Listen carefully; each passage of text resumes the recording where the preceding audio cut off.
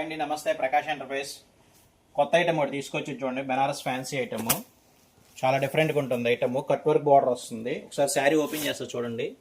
New pattern ఇది చూడండి. నెమల్ design వస్తుంది. బార్డర్ అంతా కట్ వర్క్ బార్డర్ వస్తుంది.